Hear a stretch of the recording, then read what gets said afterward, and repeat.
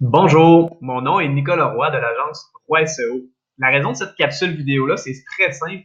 Euh, les gens souvent se posent une question, là, hormis le retour sur investissement dont j'ai couvert dans une capsule sur le retour sur investissement, les gens ils ont une autre question dans leur tête, souvent dans leur subconscient, qui ne pose pas aux agences de référencement web quand c'est le temps de dire hey, est-ce que mon site pourrait sortir sur Google et qui devrait être posé.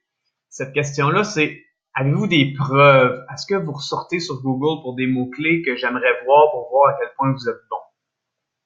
Et si vous osez poser cette question-là à une agence web, ils vont probablement être très mal à l'aise de vous répondre et peut-être qu'ils vous répondront pas.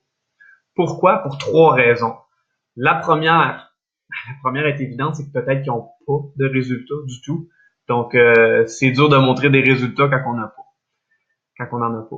La deuxième, ce serait que les gens ne savent pas qui pose cette question-là. Est-ce que c'est un compétiteur qui se fait passer pour un client puis qui par la suite va faire du maraudage malsain?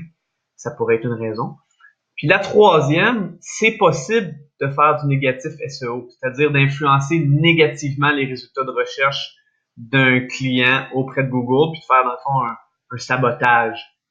Donc, pour ces raisons-là, les agences de référencement web vont très rarement vouloir donner des résultats.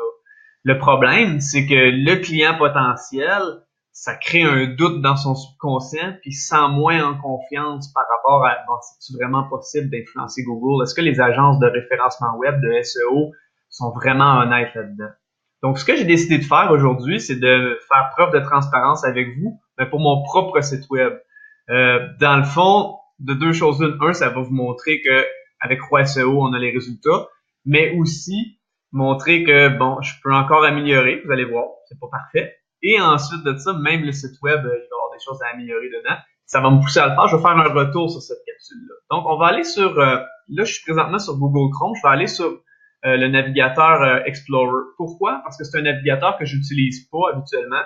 Donc, c'est pas biaisé avec des recherches déjà faites. Donc, ce que je vais faire, Explorer, j'ai déjà fait les recherches. Sherbrooke SEO. Mon bureau est à Orford. Mon adresse est à Orford. On voit que je suis premier dans les résultats de recherche. Je suis deuxième dans les cartes. Donc, je pourrais améliorer sur les cartes, mais vous voyez quand même que je suis premier pour Sherbrooke SEO. On va le prouver en allant à la page. C'est vraiment la page. Bon, ceci étant dit, Sherbrooke, certains vont dire c'est une petite ville, il n'y a pas beaucoup de compétition. Donc, qu'est-ce que tu fais à Montréal, qui est la plus grosse ville du Québec? Montréal SEO, si je le tape ici, je suis pas dans les cartes parce que j'ai pas d'adresse et je suis quatrième. Roi SEO, quatrième.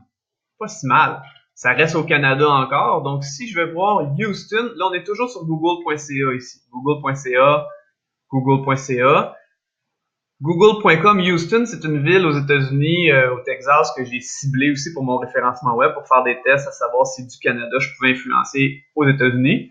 Houston SEO, si on regarde, je peux prouver qu'on est sur la première page et Roi SEO est huitième.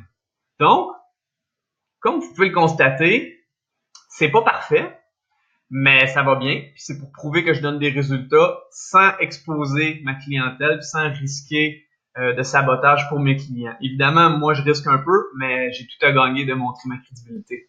Je vous souhaite une excellente journée. Bye bye.